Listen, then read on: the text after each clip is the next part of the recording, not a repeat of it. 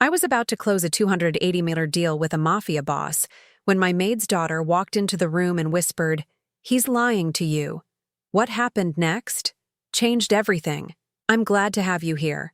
Follow my story until the end and comment the city you're watching from so I can see how far my story has reached. My hands trembled as I straightened the contract papers one final time.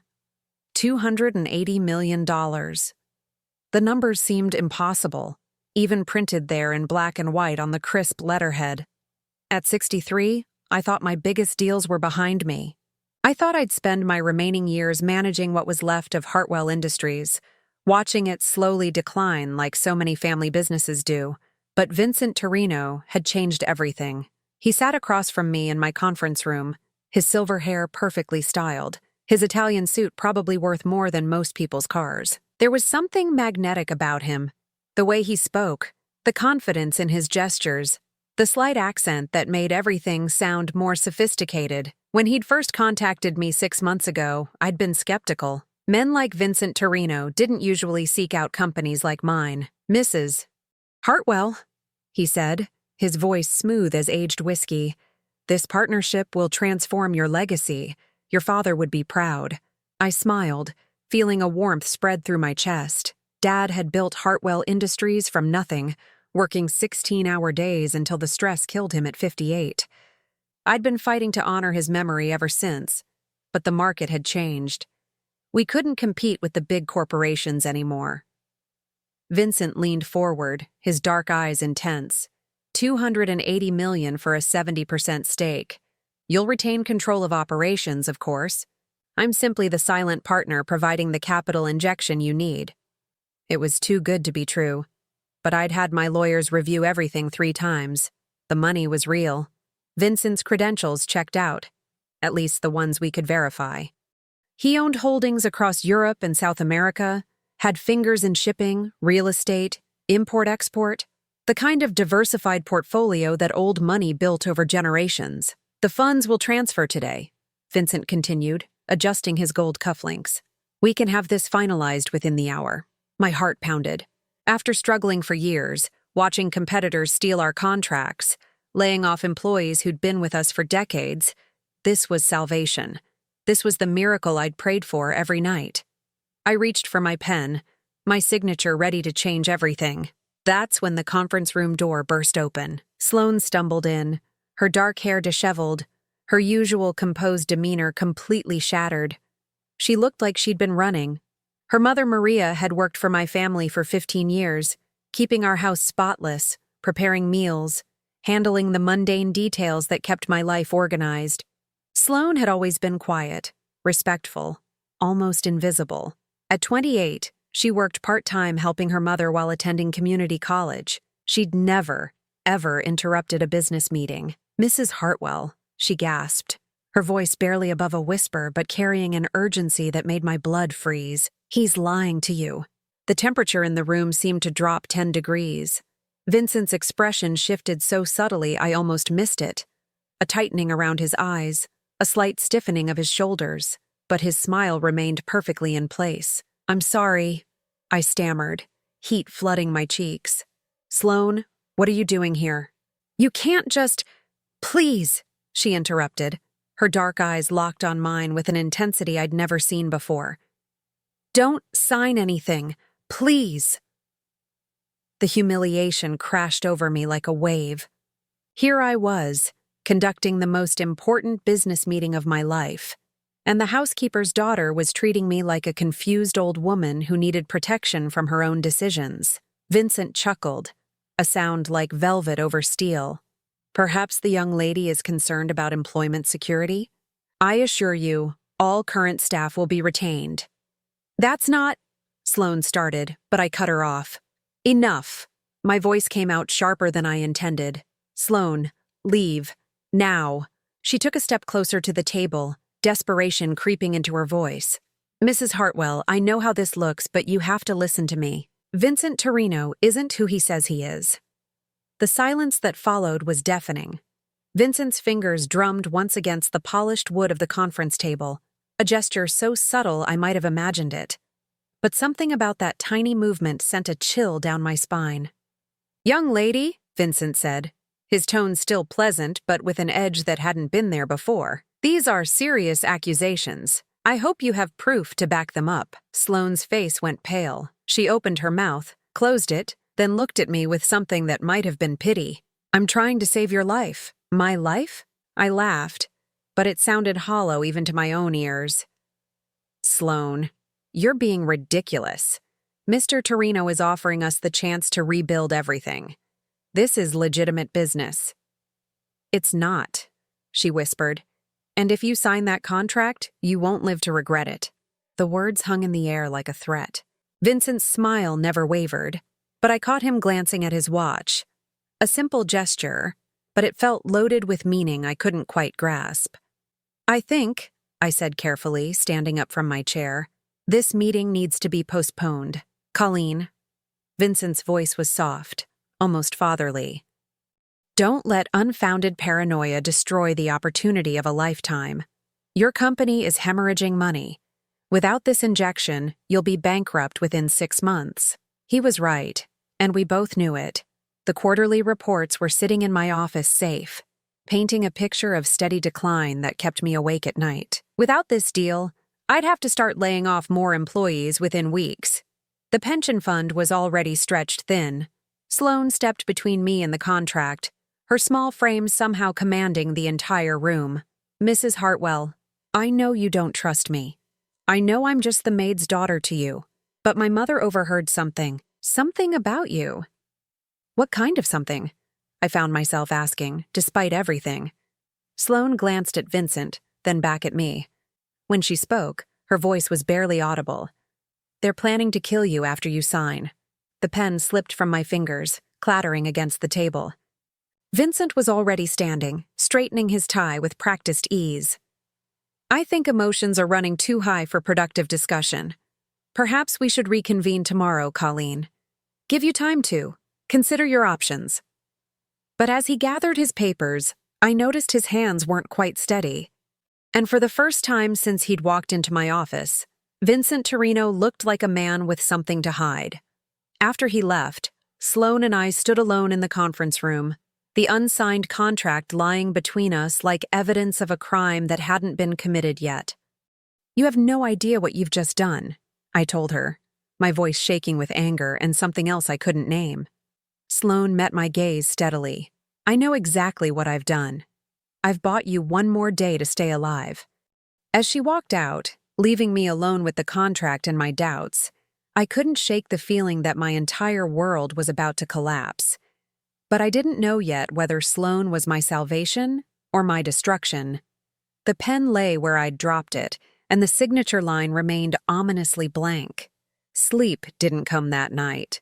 I lay in my king-sized bed staring at the ceiling while Sloan's words echoed in my mind. They're planning to kill you after you sign. Ridiculous. Paranoid.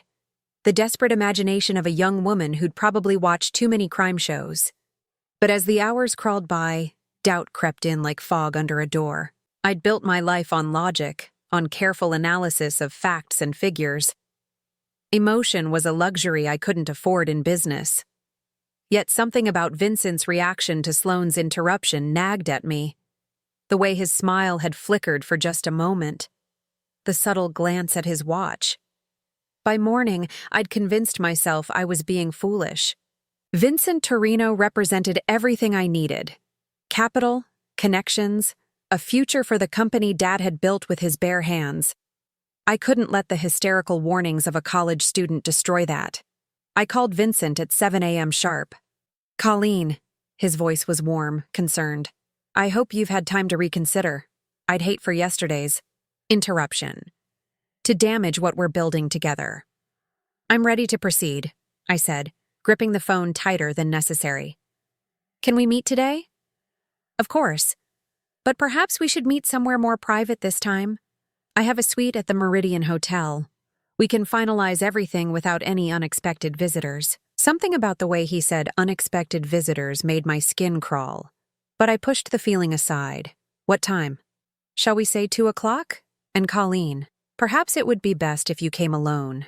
These documents are highly confidential. After I hung up, I found myself standing at my kitchen window, watching Maria tend to the garden beds. She'd been with our family for 15 years, ever since her husband died, and left her with a young daughter to raise. Quiet, hardworking, never asking for anything beyond her modest salary and the small apartment above our garage. Now her daughter was claiming my business partner was a killer. I grabbed my coffee and headed to the office early, hoping work would clear my head. But I'd barely settled at my desk when my secretary buzzed the intercom. "Mrs. Hartwell? There's a young woman here to see you. Says it's urgent." Sloan walked into my office looking like she hadn't slept either. Her usually neat appearance was rumpled, her eyes red-rimmed but determined. "Mrs. Hartwell, I know you don't want to see me, but I have to try one more time." "Sloan, I've made my decision. The meeting is today at 2. "At the Meridian Hotel?" she asked, and my blood went cold. "How did you—" "Because I've been watching him." She pulled out her phone, scrolling to a photo. "This was taken outside your office building yesterday morning, 2 hours before your meeting." The image showed Vincent standing beside a black sedan, but he wasn't alone. 2 men in dark suits flanked him, their faces hard and unfriendly. One had a visible scar running from his ear to his jaw. "Who are they?" I asked, trying to keep my voice steady. "I don't know their names, but I know what they are." Sloane's voice was barely a whisper. "My mother. She's seen men like this before. Back in El Salvador, before we came here." "What are you suggesting?" "I'm not suggesting anything. I'm telling you, Vincent Torino isn't just a businessman, and those men aren't his assistants." I stared at the photo, my mind racing. The men looked like exactly what Sloan was implying. Muscle, enforcers, the kind of people who solved problems with violence instead of lawyers. "Even if that's true," I said slowly, "it doesn't mean he intends to hurt me. Many legitimate businessmen need security." Sloane's shoulders sagged. "Mrs. Hartwell, my mother heard them talking yesterday after you postponed the meeting. They were speaking Spanish. They didn't know she could understand." "What did they say?" "Vincent was angry. He said the old woman was supposed to sign yesterday, and now she was getting suspicious. One of the other men asked if they should just take the money and run. Vincent said no. They needed her signature first, and then," she swallowed hard, "then they needed to clean up loose ends." The coffee in my stomach turned to acid. "Sloan, if this is some kind of elaborate joke, it's not a joke." Her composure cracked, and I saw real fear in her eyes. "Mrs. Hartwell, I know you think I'm just the maid's daughter. I know you see me as nothing more than part of the furniture, but I'm trying to save your life." "Why?" The question came out harsher than I intended. "If what you're saying is true, why risk yourself to warn me? What's in it for you?" Sloan was quiet for a long moment, and when she spoke, her voice was so soft I had to strain to hear it. "Because someone should care enough to try." The simple honesty of it hit me like a slap. Here was this young woman, someone I'd barely acknowledged in 15 years, putting herself in potential danger because she believed I deserved protection. "I have to go to this meeting," I said finally. "If I don't show up, if I back out now." "Then you disappear completely, and he finds another way to get what he wants." Sloan nodded grimly. "I know, but maybe there's another way." "What do you mean?" "Let me come with you." "Absolutely not." "Not to the meeting," she said quickly, "but to the hotel.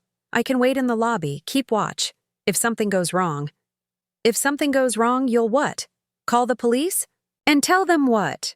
That you overheard some Spanish conversation that might have been about killing someone?" Sloane's jaw tightened. "I'll figure something out." Despite everything, I found myself almost smiling. This slip of a girl, barely out of college, was prepared to take on dangerous men to protect someone who'd never shown her any particular kindness. "Sloan, I appreciate what you're trying to do, but, Mrs. Hartwell," her voice cut through my protestations with surprising authority. "You're going to that meeting whether I help you or not. I can see it in your eyes. You need this deal too much to walk away. So let me help you. Let me be there in case you need someone." I studied her face, seeing something I'd never noticed before. Determination, intelligence, a strength that had nothing to do with physical size and everything to do with character. "Fine," I said against my better judgment. "But you stay in the lobby. No matter what happens, you do not come upstairs." Relief flooded her features. "Thank you." As she turned to leave, I called after her. "Sloan, if you're wrong about this, if Vincent is legitimate and this deal falls through because of your suspicions," she paused at the door, her hand on the handle, "then you'll be alive to hate me for it."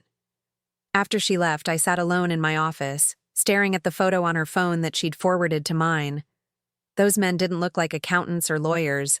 They looked like the kind of people who made problems disappear. But even knowing that, I couldn't walk away from $280 million. The company was dying. Our employees were counting on me. Dad's legacy was slipping away with every passing month. At 1:30, I drove to the Meridian Hotel, my hands steady on the wheel despite the chaos in my mind. In my rearview mirror, I caught glimpses of a small blue Honda following at a discreet distance. Sloan was keeping her word. As I pulled into the hotel parking garage, one thought echoed through my mind with terrifying clarity. By evening, I'd either be the savior of Hartwell Industries, or I'd be dead. The unsigned contract sat in my briefcase like a loaded gun, and I still didn't know which way I planned to aim it. The Meridian Hotel lobby was exactly what I expected from a five-star establishment. Marble floors that clicked under my heels, crystal chandeliers casting warm light over leather furniture, the kind of understated elegance that whispered money rather than shouted it. I spotted Sloan immediately, sitting in a wingback chair near the elevators, a textbook open in her lap, as if she were just another college student studying in an upscale environment. Our eyes met briefly, and she gave an almost imperceptible nod. Vincent's suite was on the 20th floor. As the elevator climbed, I tried to calm my racing heart. This was business. This was salvation for my company. Whatever Sloan thought she'd overheard, whatever those photos showed, I was here to secure the future of Hartwell Industries. The elevator chimed softly, and the doors opened to reveal a hallway lined with expensive artwork. Suite 2008 was at the end, its mahogany door looking more like the entrance to a private residence than a hotel room. Vincent answered on the first knock, and my breath caught. Gone was the perfectly tailored businessman from yesterday. Today, he wore dark jeans and a black sweater that emphasized the breadth of his shoulders. His silver hair was slightly mussed, and there was something different in his eyes, a predatory gleam that made my skin crawl. "Colleen," he said, stepping aside to let me enter, right on time. The suite was massive, a living area with floor-to-ceiling windows overlooking the city, a dining table set for two, and what looked like a bedroom beyond.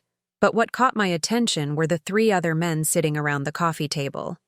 They looked up as I entered, and I recognized two of them from Sloan's photograph. The scarred man gave me a smile that never reached his eyes.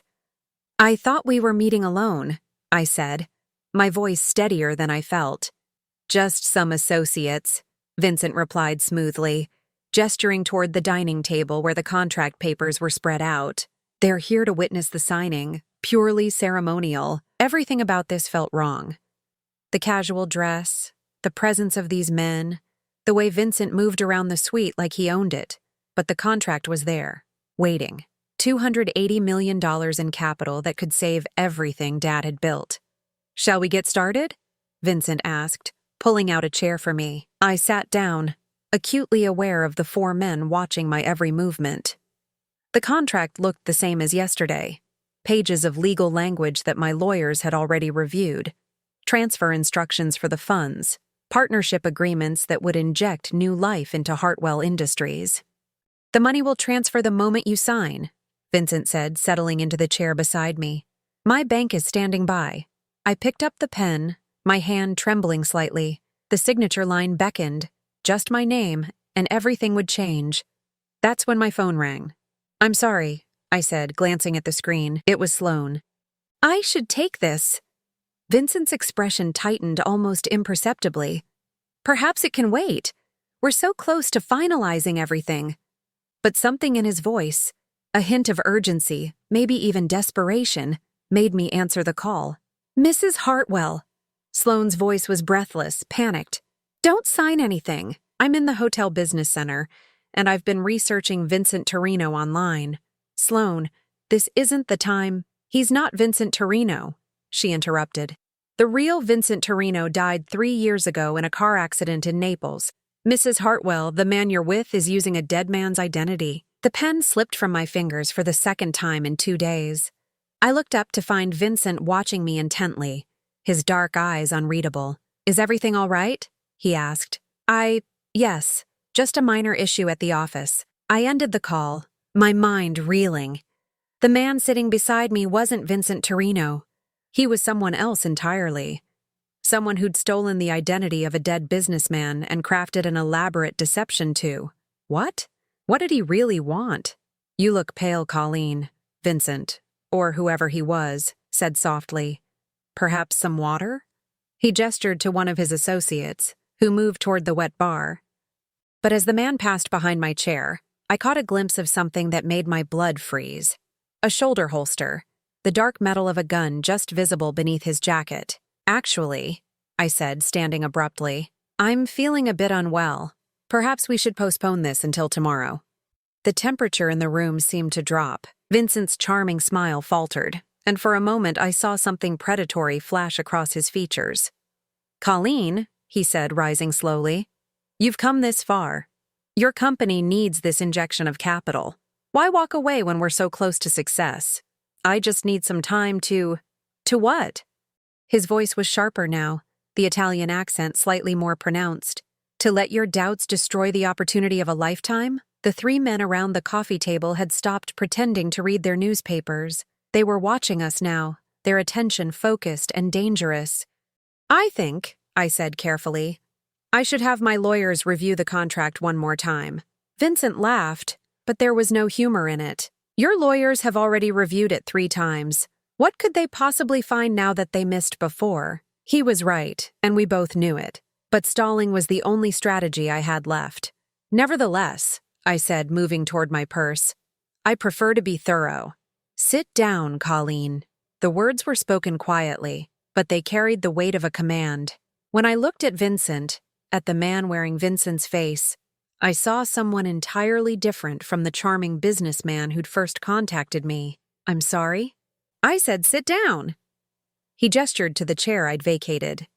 We're going to finish this conversation. The scarred man had moved to block the door. Another stood near the windows. The third remained by the wet bar, his hand resting casually near his jacket. For the first time since entering the suite, I understood that I might not be leaving. You seem nervous, Vincent said, settling back into his chair as if we were still conducting a normal business meeting. Is there something troubling you? I forced myself to sit, my mind racing through possible escape routes. The door was blocked. The windows were 20 floors up.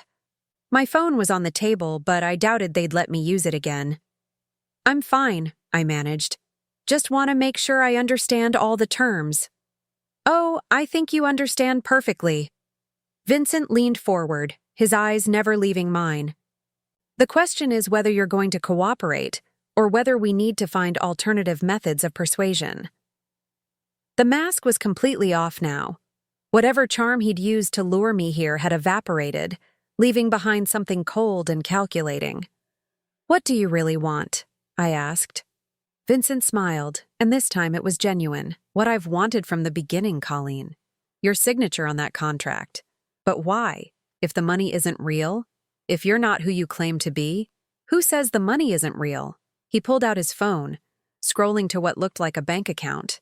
The balance showed exactly $280 million. The funds are quite genuine. The bank account is legitimate. What's false is simply my identity. Then who are you?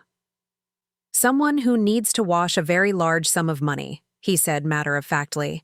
Your company provides the perfect vehicle. A legitimate business with a respected history, struggling enough to need capital injection, but stable enough to handle large transactions without raising suspicions. The pieces began clicking into place. This wasn't about partnership or investment. This was about using Hartwell Industries as a front for money laundering. And after you've cleaned your money through my company, Vincent's smile widened. Well, that's where things become complicated. You see, Colleen, you'd know too much. You'd be a liability. My phone buzzed with a text message. Vincent glanced at it, then at me. "Your young friend seems quite persistent," he said. "What did she tell you on that call?" I said nothing, but my silence was apparently answer enough. "Ah," Vincent nodded. "She discovered my little identity issue. Clever girl. I underestimated her." He gestured to the scarred man, who moved toward the phone on the table. "Call her," Vincent commanded. "Tell her to come up. Tell her you need her help with something." "No." The word came out stronger than I felt. Vincent raised an eyebrow. "No, I won't drag her into this. Colleen, you misunderstand the situation. You don't have a choice." He nodded to one of his men, who pulled out his phone. "We already know she's downstairs. We know what car she drives, where she lives, where her mother works. The question is whether she joins this conversation willingly or whether we collect her ourselves." The threat hung in the air like smoke. Sloan had risked everything to warn me, and now I'd led her straight into danger. "What guarantee do I have that you'll let her go if I cooperate?" Vincent's laugh was genuinely amused. "You don't, but you have my word that if you don't cooperate, what happens to both of you will be considerably worse than if you do." My hands shook as I reached for my phone. Whatever game this man was playing, whatever he really wanted, Sloan and I were now both trapped in it. As I scrolled to her number, one thought echoed through my mind.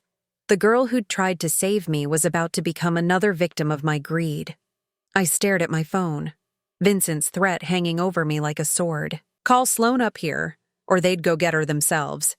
Either way, she was going to be dragged into this nightmare because of my greed, my desperate need to save a company that might not be worth saving. "I'm waiting, Colleen," Vincent said, his voice deceptively patient.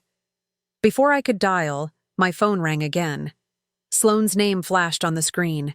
"Answer it," Vincent commanded. "Put it on speaker." With trembling fingers, I accepted the call and pressed the speaker button. "Mrs. Hartwell," Sloan's voice filled the suite, tight with urgency. "I found something else. Something about your family." Vincent's eyes sharpened. The men around the room shifted, suddenly more alert. "Sloan, I can't talk right now." "Mrs. Hartwell, please listen. I know why he's targeting you specifically. It's not random." Her voice cracked slightly. "He knew your husband." The words hit me like a physical blow. Robert had been dead for 8 years, killed in what police ruled a single-car accident on a rain-slicked highway. But the pain of losing him still felt fresh, especially when the company he'd helped build was struggling. "That's impossible," I whispered. "Mrs. Hartwell, your husband's accident. It wasn't an accident." Vincent was watching me with something that might have been amusement. The scarred man had moved closer, close enough that I could smell his cologne mixed with something sharper. Gun oil, maybe. "Sloan, you need to leave the hotel. Right now." "I can't. They're watching me." Her voice dropped to barely above a whisper. "There are 2 men in the lobby now, and they're not trying to hide the fact that they're watching me." Vincent gestured to one of his associates, who nodded and spoke quietly into his phone in what sounded like Spanish. "Tell her to come up," Vincent said softly. "Tell her you need her help. Make it convincing." "Sloan," I said, my voice breaking. "I need you to come to suite 2008. I need your help with something." "Mrs. Hartwell, are you all right? You sound strange. Just come up, please." There was a long pause. Then, "Mrs. Hartwell, if you're in trouble, say the word contract again." Smart girl. Even in crisis, she was thinking clearly. "The contract is here," I said carefully. "We're discussing the contract terms." Another pause. "I'm coming up, but Mrs. Hartwell, there's something I need to tell you when I get there. Something about who I really am." The line went dead. Vincent smiled and settled back in his chair like a cat that had cornered its prey. "Who she really is," he mused. "Interesting choice of words. What do you mean?" "Oh, Colleen, you really don't know, do you?" Vincent's amusement seemed genuine. "Your faithful housekeeper's daughter isn't quite what she appears to be." Before I could ask what he meant, there was a soft knock at the door. The scarred man opened it, and Sloan walked in, her face pale but determined. She took in the scene quickly. The men positioned around the room, Vincent's casual posture, my obvious distress. "Mrs. Hartwell," she said carefully. Are you hurt? Not yet, Vincent answered for me. But the evening is young. Sloane's jaw tightened, and I saw something in her expression that I'd never noticed before. Strength, yes, but something else. Something that looked almost familiar. Let her go, Sloan said, her voice steady despite the circumstances. Your business is with me. Vincent raised an eyebrow. Is it? How interesting. And why would my business be with the housekeeper's daughter? Because I'm not the housekeeper's daughter. The words fell into the room like stones into still water, creating ripples that reached every corner. I stared at Sloan, my mind struggling to process what she'd just said. I'm sorry. What? I managed. Sloan looked at me, and for the first time in 15 years, I really saw her. The dark hair that caught the light in familiar ways. The stubborn set of her jaw. The way she held her shoulders when she was determined. Mrs. Hartwell, she said softly. Robert Hartwell was my father. The room tilted. My vision grayed at the edges, and I gripped the arms of my chair to keep from falling. That's impossible, I whispered. Robert never. He wouldn't. He didn't know, Sloan said quickly. I don't think he ever knew. Vincent was watching this revelation unfold with obvious satisfaction. Oh, this is better than I hoped, he murmured. Shut up, Sloan snapped, and something in her voice reminded me so powerfully of Robert that my heart nearly stopped. My mother was Maria Santos before she became Maria Rodriguez, Sloan continued, her eyes never leaving mine.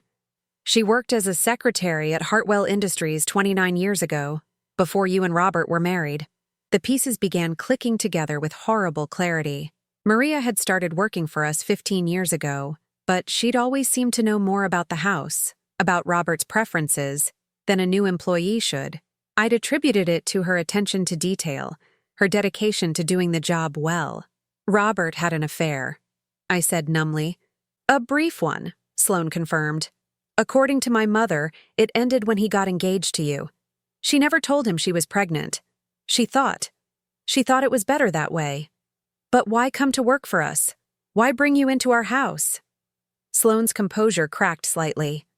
Because she wanted me to know who my father was, even if he couldn't know who I was. She wanted me to see the man he was, the family he built. She thought maybe someday. Someday she'd tell him, I finished. But then he died, and it was too late. Vincent slow clapped, the sound sharp and mocking in the heavy silence.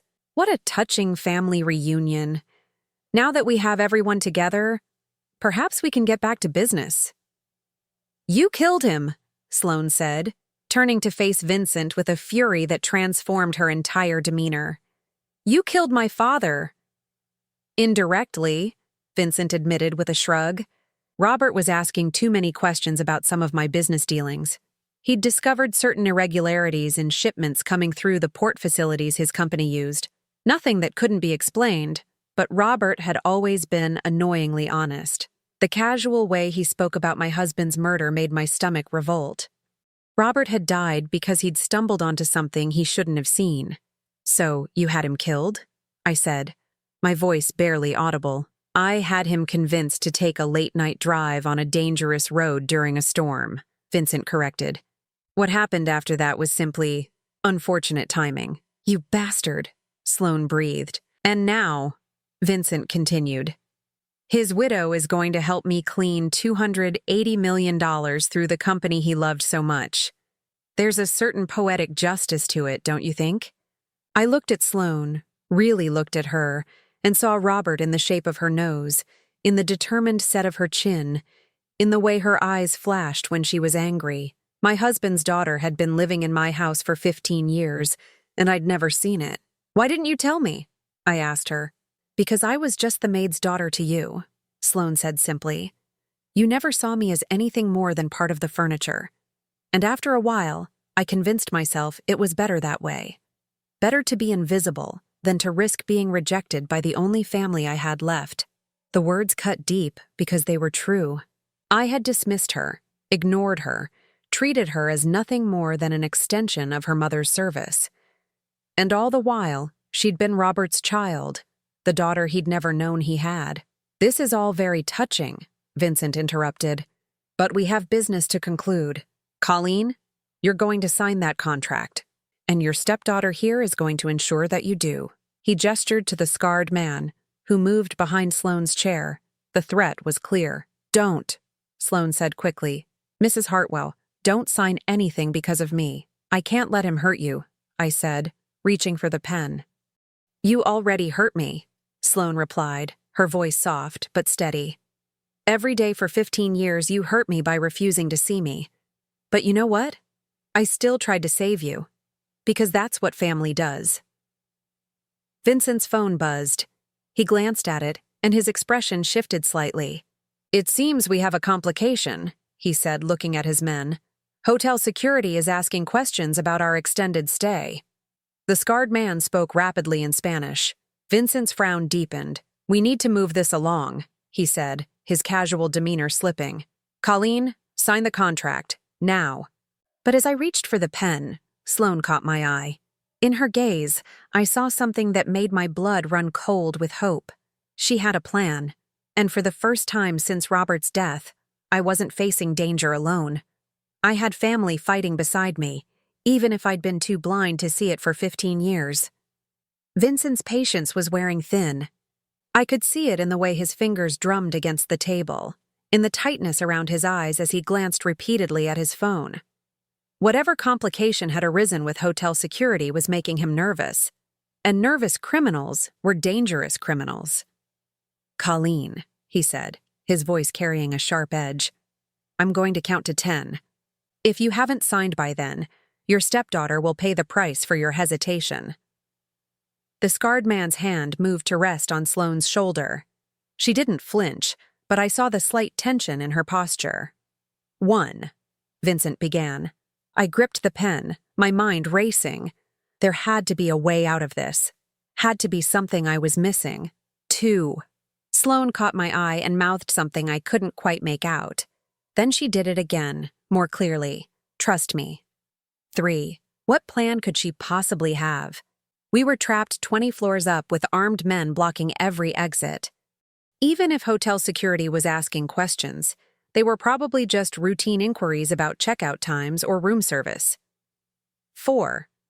But then I remembered something. Sloan had been in the business center when she called me. She'd been researching Vincent online, discovering his true identity.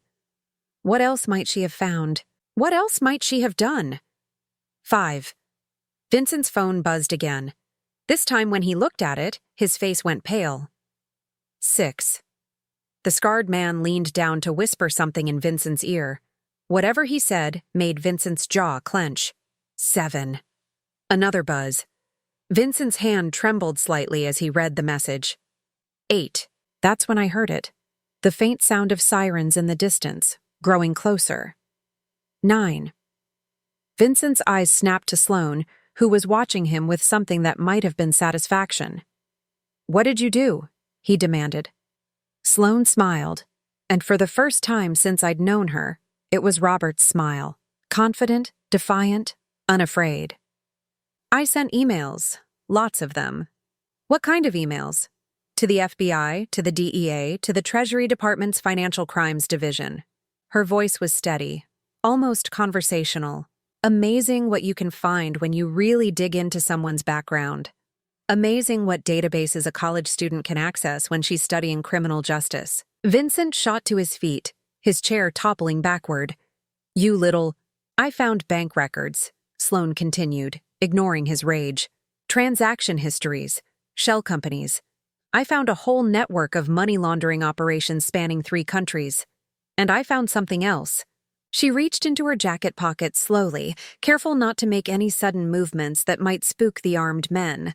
What she pulled out was a small digital recorder. "I've been recording this entire conversation," she said simply. "Every threat, every admission, every detail about my father's murder. It's all here." Vincent's face had gone from pale to ashen. "Give me that." "I can't. It's already been uploaded to a secure server, along with copies of all those financial records I found." Sloane's smile widened. "I may be just the maid's daughter to most people, but I'm a computer science major with a specialization in cybersecurity. I know how to protect data." The sirens were much closer now, definitely heading toward the hotel. Vincent spun toward the windows, looking down at the street below. "How many?" he snapped at his men. "Looks like a lot," one of them replied, peering through the curtains. "FBI, local police, maybe more." Vincent's carefully constructed plan was falling apart, and his desperation was making him dangerous. He pulled a gun from inside his jacket, pointing it directly at me. "Then we do this the hard way," he said. "You're going to call them off, or I start shooting." "I can't call them off," Sloan said calmly. "I sent everything on a timer. Even if something happened to me, even if I wanted to stop it, the information is already in federal hands." "You're lying." "Am I?" Sloan tilted her head. "When I was down in the business center, I had over an hour to work while you were setting up your little trap." "You really think I spent that whole time just looking up Vincent Torino's obituary?" Vincent's hand shook as he kept the gun trained on me. "You've destroyed everything." "Good," Sloan said simply. That's when the lights went out.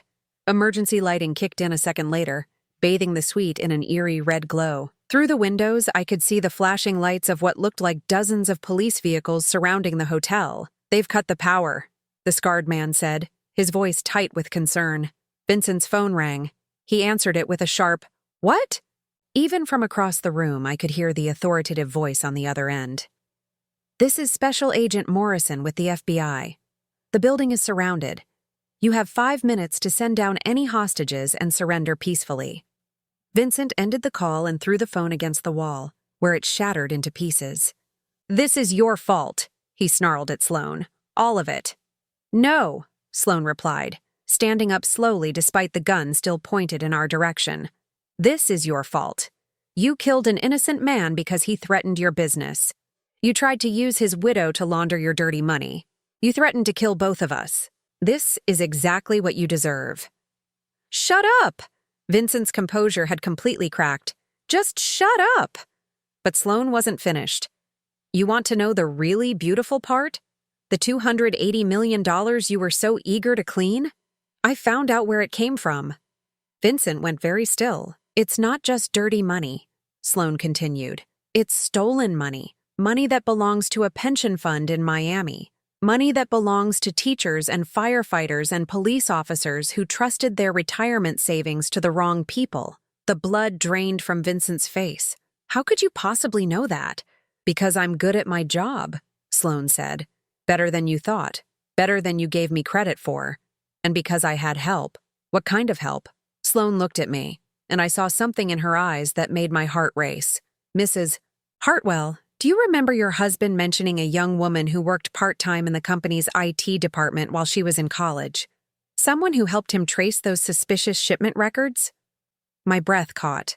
"That was you?"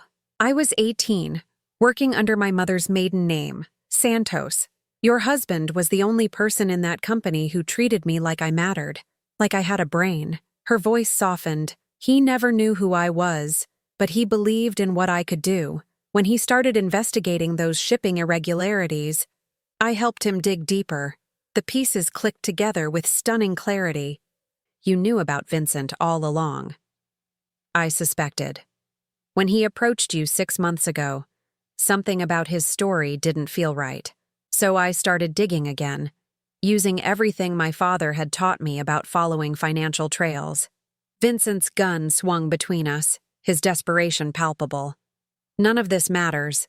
You're both still going to die." "Are we?" Sloan asked. "Because I'm pretty sure the FBI has sharpshooters positioned outside those windows right now. I'm pretty sure they've identified everyone in this room.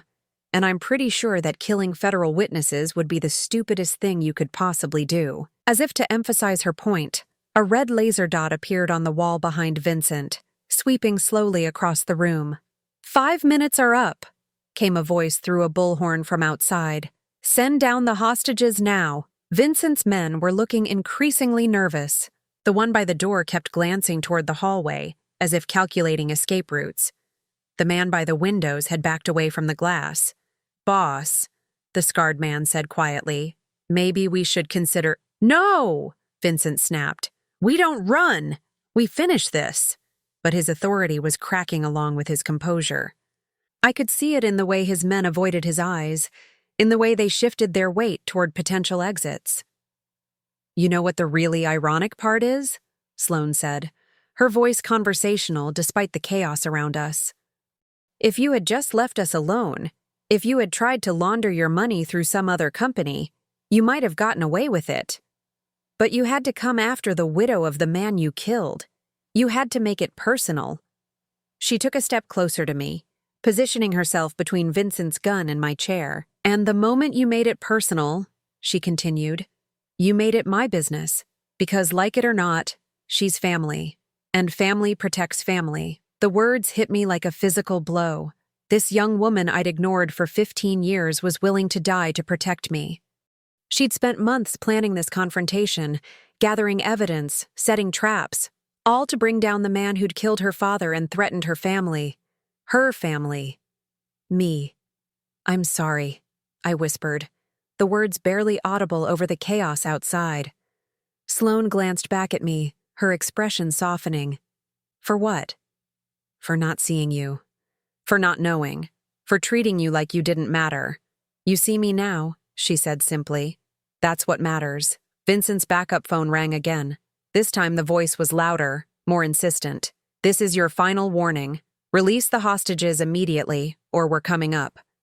Vincent looked around the suite, at his nervous men, at the laser dots now dancing across multiple walls, at the evidence of his crimes being broadcast to federal agents 20 floors below. "This isn't over," he said, but his voice lacked conviction. "Yes," Sloan replied, "it is." And as the sound of footsteps thundered up the stairwell outside, I realized she was right. One way or another, this nightmare was about to end. The suite door exploded inward with a thunderous crash. FBI agents in tactical gear poured through the opening like a black tide, weapons drawn, voices shouting commands that blended into one overwhelming roar of authority. "Get down! Everyone on the ground! Now!" Vincent's men didn't even try to resist. The scarred man dropped his weapon and raised his hands. The others followed suit, their faces resigned to capture. Only Vincent himself remained standing, his gun still wavering between Sloan and me. "It's over," Special Agent Morrison called out, his weapon trained on Vincent. "Drop the gun and step away from the hostages." For a moment, I thought Vincent might actually pull the trigger. His finger tightened on the grip, his eyes wild with the desperation of a cornered animal. But then Sloan did something that stopped my heart. She stepped directly into his line of fire. "Go ahead," she said quietly, her voice cutting through the chaos. "Shoot me. But know that killing Robert Hartwell's daughter won't bring back the $280 million that's already been frozen in federal accounts. It won't erase the evidence I've given them. It won't save you from spending the rest of your life in prison." Vincent's hand trembled. "You destroyed everything. You destroyed yourself," Sloan replied. "The moment you decided to kill an innocent man, the moment you thought you could use his family for your own ends." The gun clattered to the floor. Within seconds, federal agents had Vincent and his men in custody. Agent Morrison approached us as the tactical team secured the suite. "Mrs. Hartwell? Ms. Santos? Are you both injured?" "We're fine," I managed, though my legs felt like water. "Ms. Santos," Agent Morrison continued, turning to Sloan, "the intelligence package you provided was extraordinary. We've been trying to build a case against this organization for 3 years. Your evidence gave us everything we needed." Sloan nodded, but her attention was focused on me. "Mrs. Hartwell, we should get you checked by a paramedic." "I'm fine," I said, then caught myself. "Sloan, it's Colleen. Please." A small smile touched her lips. "Colleen." The next few hours passed in a blur of interviews, statements, and medical examinations. Federal agents wanted to know everything about Vincent's approach to me, about the contract terms, about any other business dealings that might be connected to his operation. Sloan and I were kept in separate rooms for most of it, but I found myself constantly looking toward the door, hoping to catch a glimpse of her. When we were finally released, the sun was setting over the city. We stood outside the federal building, both of us exhausted, but somehow lighter than we'd been in years. "So," I said, unsure how to begin, "what happens now?" Sloan adjusted the strap of her bag, looking suddenly uncertain. I suppose I should find somewhere else to live. This changes things between you and my mother, between all of us. Does it have to? She looked at me in surprise. Sloan, I said carefully, for 15 years, I had Robert's daughter living in my house, and I never knew it. I never saw it. I treated you like you were invisible and you saved my life anyway. You don't owe me anything, she said quietly. I owe you everything. The words came out stronger than I'd intended. You could have let Vincent destroy me. You could have let me sign that contract and disappear. Instead, you risked your own life to protect someone who'd never shown you any kindness. Your family, she said simply. That's what family does. Is it? Because I'm not sure I know what family means anymore. I took a deep breath. Would you help me learn? The hope that flickered in her eyes reminded me so much of Robert that my chest tightened. I'd like that, she said softly. Good. Because I have a proposition for you. She raised an eyebrow, and I could see Robert in that gesture too. Hartwell Industries needs someone with your skills. Someone who understands cybersecurity, who can trace financial irregularities, who can protect us from people like Vincent. I paused. I'm offering you a real job, with a real salary and real responsibilities. Colleen, you don't have to— I'm not offering this out of guilt, I interrupted. I'm offering it because you're brilliant. Because you saved not just my life, but my company. Because you're Robert's daughter, and he would be proud of what you've accomplished. Tears gathered in her eyes. You really mean that? I mean all of it. I reached into my purse and pulled out something I'd been carrying for 8 years. Robert's wedding ring, which I'd never been able to bear wearing but couldn't bring myself to put away. He should have known about you. He would have loved you. I held out the ring. This belongs to his daughter now. Sloane's hands shook as she took it, closing her fingers around the simple gold band. I used to dream about him knowing who I was, about him being proud of me. He would have been. He is. We stood there in the fading light, two women who'd found each other in the aftermath of violence and deception, the family we'd never known we were. There's one more thing, I said. I want to change my will. Sloan looked startled. Colleen, you don't need to. Yes, I do. Robert's daughter should inherit Robert's company. All of it, when the time comes. I don't want your money, she said firmly. It's not my money. It's our family's legacy. And you're the only family I have left. A year later, I stood in the conference room where Vincent had first presented his poisonous offer. The space had been completely redecorated. Gone were the heavy drapes and dark wood that had made it feel like a tomb. Now it was filled with light, modern furniture, and photographs that told the story of Hartwell Industries' resurrection. Sloan sat at the head of the table, leading a presentation to our newest clients. As Chief Technology Officer, she'd implemented security protocols that made us the most trusted logistics company on the West Coast. Her cybersecurity expertise had not only protected us from future threats, but had attracted new business from companies that valued digital safety above all else. She wore Robert's ring on a chain around her neck, and sometimes I caught her touching it when she was thinking through a particularly complex problem. The gesture reminded me so much of her father that it still took my breath away.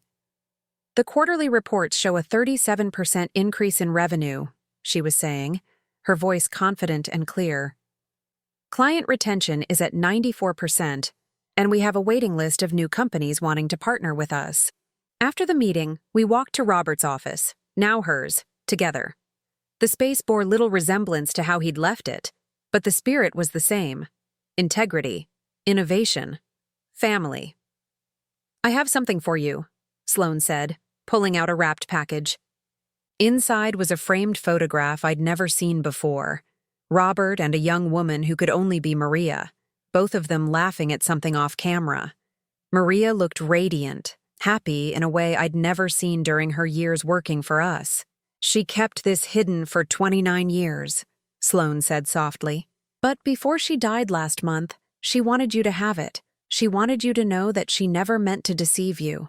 She loved him, and she wanted me to know him, even if it was from a distance. I traced Robert's face in the photograph, seeing joy there that I'd forgotten existed. She gave you the greatest gift she could, I said. She let you grow up knowing what kind of man your father was. And you gave me the chance to honor his memory, Sloan replied, by saving the company he built, by building something better. We stood together in comfortable silence, watching the sun set over the city through the floor-to-ceiling windows. The same view Robert had loved, now shared by his daughter and his widow. Do you think he would approve? I asked, of how we've changed things. Sloan smiled, that familiar smile that was pure Robert. I think he'd be proud that his family finally found each other. His family. The words filled me with a warmth I hadn't felt since the day Robert died. I'd spent 8 years thinking I was alone, that I'd lost everything when I lost him, but I'd been wrong. His greatest gift hadn't been the company he'd built or the legacy he'd left behind. It had been the daughter he'd never known he had, the young woman who'd grown up loving him from afar and who'd saved us both when it mattered most. Vincent was serving 3 consecutive life sentences in federal prison. His money laundering network had been dismantled, and the stolen pension funds had been returned to their rightful owners. Justice had been served, but more importantly, a family had been restored. As Sloan and I locked up the office and walked to the parking garage together, I realized that some stories don't end with revenge or dramatic confrontations. Sometimes they end with something much more powerful, the quiet recognition that love and loyalty can exist in the most unexpected places, waiting patiently for the right moment to reveal themselves.